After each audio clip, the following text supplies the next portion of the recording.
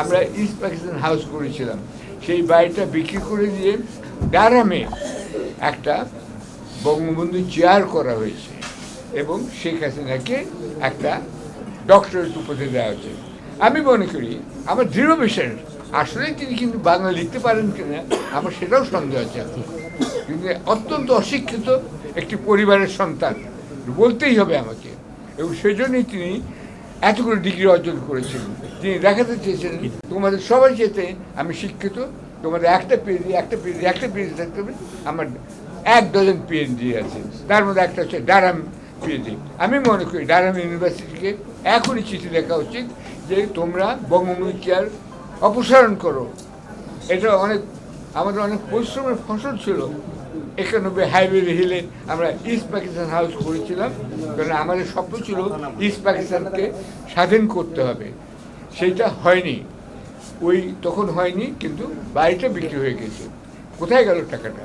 তার পিএইচডিকে আমাকে দিতে হবে।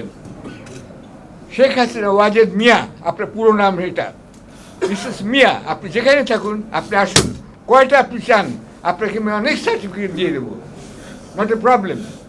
আপনি নকলবাজ, ধরিবাজ, ধান্নাবাজ, সুতরাং আমিও তাই হতে পারি।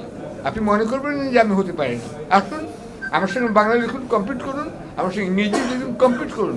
আমি খোলা ময়দানে স্টেডিয়ামে ডাকতে চাই। সুতরাং আজকের হাইকমিশনকেও সংস্কার করতে হবে। এইটা একটা করতে হবে, এনআইডি ডিভিশন করতে হবে, যেখানে অ্যাম্বাসেডার অ্যাট লার্জ বা এনআইডি কার্ড করার জন্য যিনি যাবেন তিনি গেলেই তো পাবেন না, তাকে তো ওখানে গিয়ে বার্লিন হোক বা মাদ্রিদ হোক গিয়ে মেলামেশা করতে হবে। সুতরাং সেটা একটা ডিভিশন করতে হবে।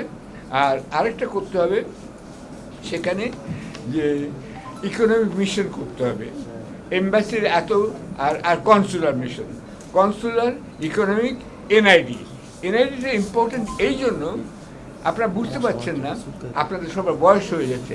আমি বুঝতে পারি, এখন আয়নার সামনে না দাঁড়ালে নিজের চেহারায় নিজে মনে করতে পারি না। কালকে আমার একটা দাঁত পড়ে গেছে, আমি আরও ফোকলা হয়ে গেছি। আচ্ছা, সুতরাং আপনাদেরও তাই হবে।